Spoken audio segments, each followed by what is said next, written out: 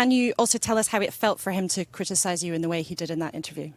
Well, maybe I'll go first because I didn't criticize the Prime Minister. I have a lot of respect for the Prime Minister.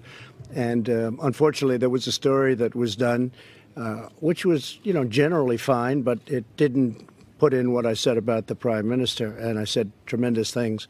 And fortunately, we tend to record stories now, so we have it for your enjoyment if you'd like it. But we record when we deal with reporters. It's called fake news.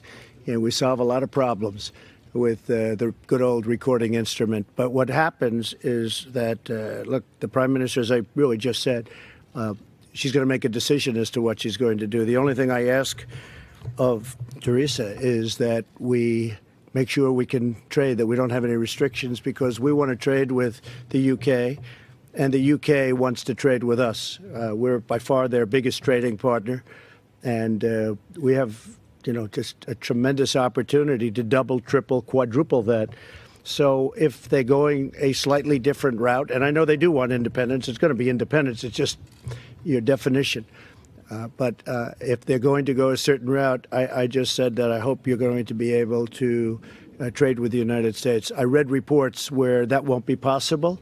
But I believe after speaking with the Prime Minister's people and representatives and trade experts, it will absolutely be possible. So based on that, based on just trade in general and our other relationship, which will be fine. But the trade is a little bit tricky. We want to be able to trade, and they want to be able to trade. And I think we'll be able to do that. OK? And I think she's doing a terrific job, by the way. Thank you, Mr. President. And just to confirm what the President has said, Laura, there will be no limit to the possibility of us doing trade deals around the rest of the world once we leave the European Union on the basis of the agreement that was made here at Chequers and that I've put forward to the European Union.